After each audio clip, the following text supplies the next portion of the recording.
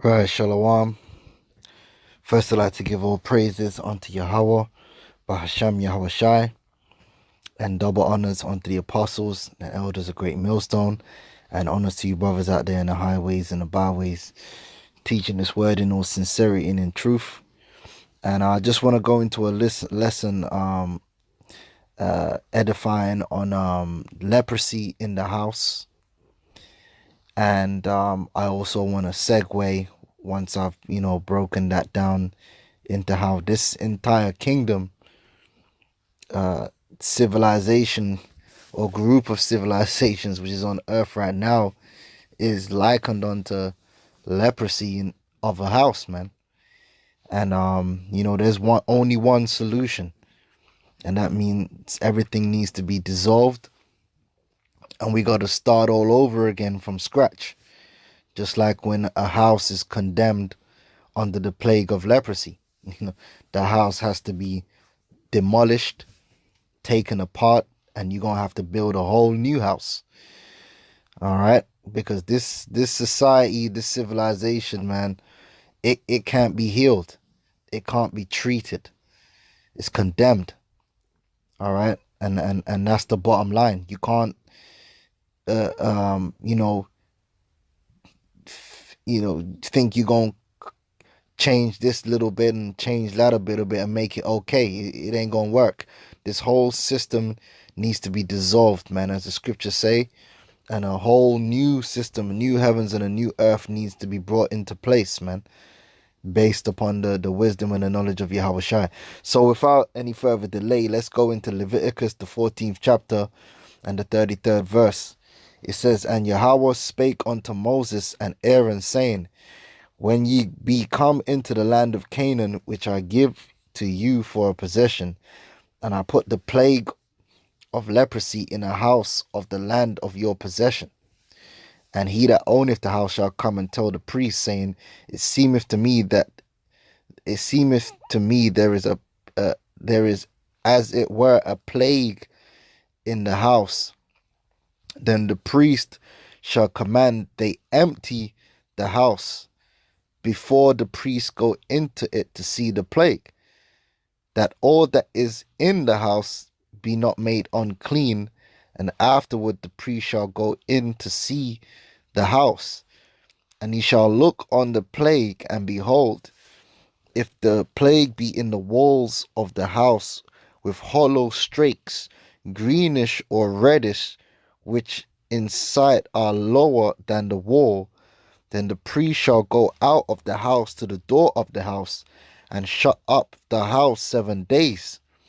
And the priest shall come again the 7th day, and shall look, and behold, if the plague be spread in the walls of the house, then the priest shall command that they take away the stones in which the plague is, and they shall cast them into the unclean place without the city." So what it's talking about here is mold, which is very, very dangerous. And there's a lot of people right now who are suffering, them and their family, of various illnesses and diseases, not knowing that really the root cause of their illnesses is a plague in the house, which is the mold. All right, and I'm going to show you a clip on that.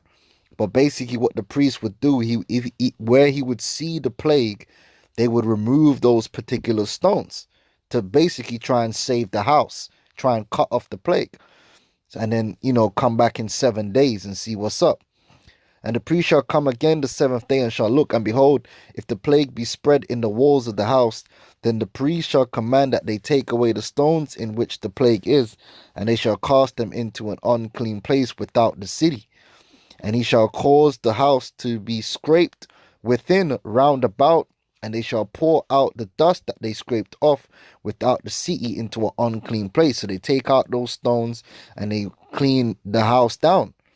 But guess what? If the plague, according to the word of the Lord, is so ingrained within the house, then there's no manner of cleansing you can do. Guess what's going to happen? Unless, obviously, like I said, if the instance is the will of the Lord that plague be so ingrained within the house, even if you clean it, you ain't really ever going to be able to clean it all. because it's ingrained in the material. It says, and he shall cause the house to be scraped within round about, and they shall pour out the dust that they scraped off without the city unto an unclean place. And they shall take other stones and put them in the place of those stones, and he shall take other mortar and shall plaster the house.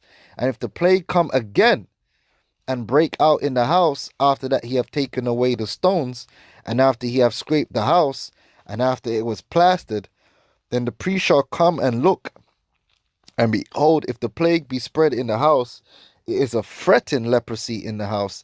It is unclean. All right, and let's look up the word a fretting leprosy. All right, so this leprosy is basically, it's ingrained within this house, man. It said to pain, prick, irritate, be pain, to be bitter. All right, malignant leprosy. All right, raw as a wound, meaning it ain't healing. It ain't going away. All right. And that's the wickedness and the corruption of this society, man. It's ingrained into every institution, and every area of this world is corrupt, man, to the core. You can't clean it. You can't. The only thing you can do is the same thing you do with a house that has a fretting leprosy. This whole earth has a fretting leprosy, man. You can't take over the healthcare system or take over the agriculture system and clean it up. It's totally gone. It's totally corrupt. It's ingrained now. It just needs to be dissolved, and a whole new system or building needs to replace it. And that's exactly what's gonna happen. All right, just like in this case, it says,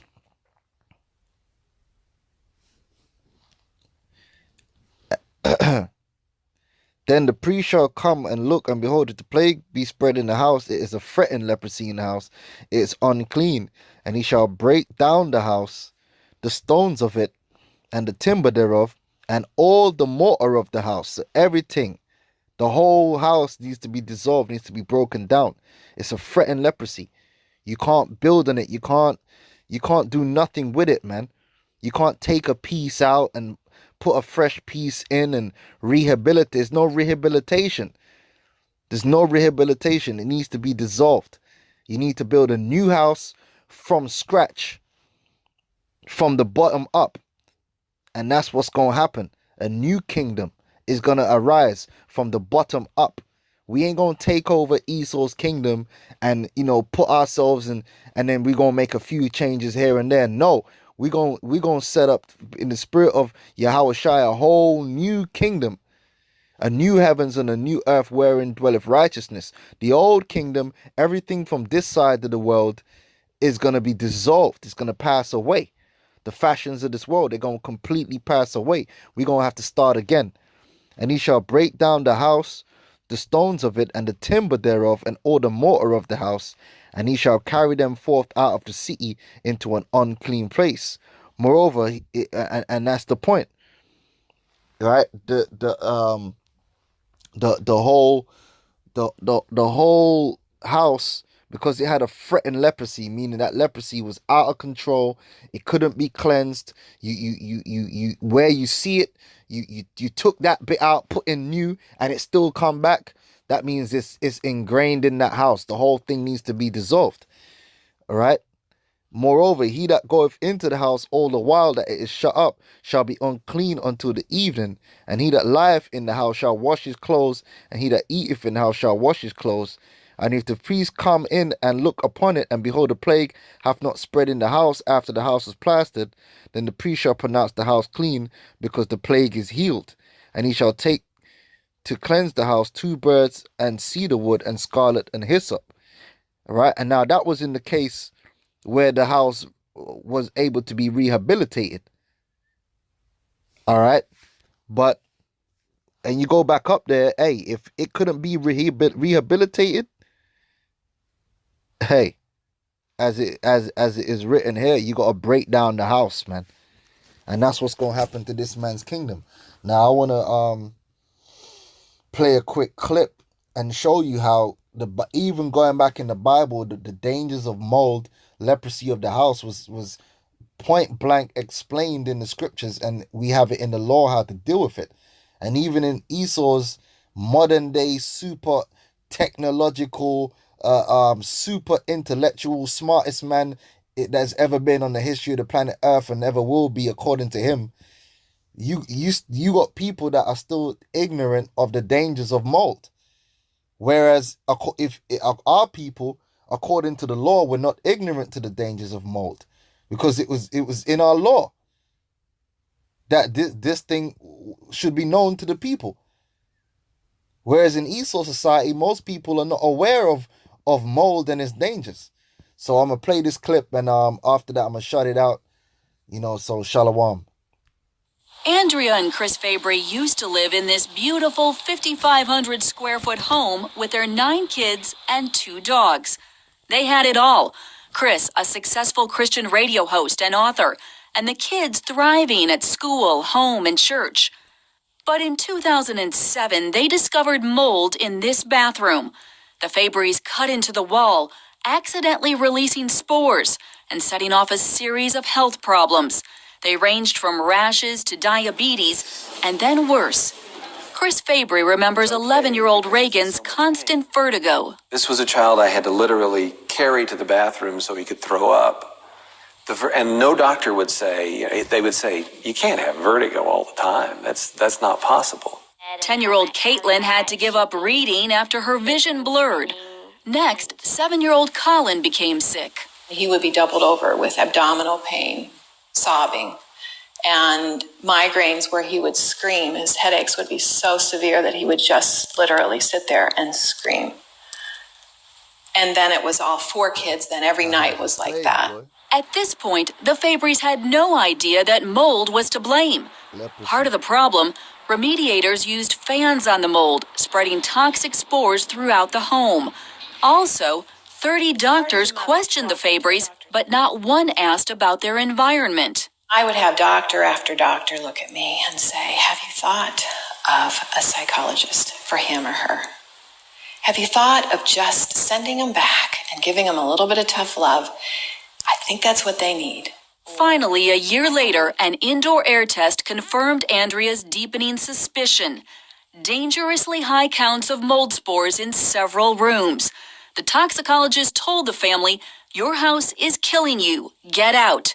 And so they left, leaving behind everything, even putting down their 2 dogs to prevent future contamination. It turns out that there's only a handful of doctors in the country who specialize in treating mold. And so the Fabrys decided to move to Arizona to seek the help of Dr. Michael Gray, who specializes in treating mold and practices in rural Benson, just south of Tucson. The Fabrys have had a pattern of illness that reflects what we've been seeing with other patients. Gray says urine tests confirmed high levels of toxins in all 11 family members. But he doesn't blame their doctors. He blames the medical system. It is an area that is not well taught, and it is not well recognized. Dr. David Jacobs is a former HUD director and now leads research for the National Center for Healthy Housing. We are still struggling to understand, which species of mold produce which specific health outcomes. Jacobs estimates that up to 25% of U.S. homes have a mold problem. It's a recognized hazard going all the way back to Bible times. In Leviticus 14, the Lord commands Moses and Aaron to follow up on mold complaints. The priest must go in and check it. He must look carefully at the mold that is on the walls. Today, the World Health Organization says exposure to toxic mold can hurt the cardiovascular and pulmonary systems and even lead to death. The Department of Defense calls one type of mold proven lethal agents in warfare. A lengthy report cites symptoms including vomiting, bleeding, shock, and rapid death. These substances that we're talking about include amongst them the most toxic substances known to humankind that are naturally occurring in the environment. And because we use them for chemical warfare, we need to know how to protect our troops. But the EPA's website has just one paragraph on how mold can cause health problems. It emphasizes allergies and concludes research is ongoing. The trouble, says Jacobs, is Congress has failed to make mold a priority. There is no uniform training curricula that's out there that all the states can use and adapt. We do have that for lead and for radon. We're breeding mold right now. It's not whether or not there's mold in your home. It's just whether or not there's unsafe levels of mold in your home. David Collier's company cleans up mold. The key, he says, is keeping your home dry. There's a lot of opportunity for water to drip inside here, and it's a dark area. Areas to watch for: leaking pipes under sinks, water coming in around windows, and unventilated bathrooms. For the Fabrys, it's unknown if their Colorado home will ever be livable again. For now, they are simply trying to recover. Hey. Oh, boy. The goal: healthy eating and avoiding public places which trigger newfound chemical sensitivities. Inspired to share what they've learned, Andrea is chronicling their journey on the web. We as people living in our homes don't know this. And I think we're going to wake up. I think it's coming, just like lead poisoning, tobacco. I want to get to the redemption side of this, but first tell me. Chris Fabry is hosting his radio show in a makeshift studio. The missiles is gonna come. Don't worry. All right. But yeah, I just wanted to put that out there, man. Hopefully this has been edifying. Shalom.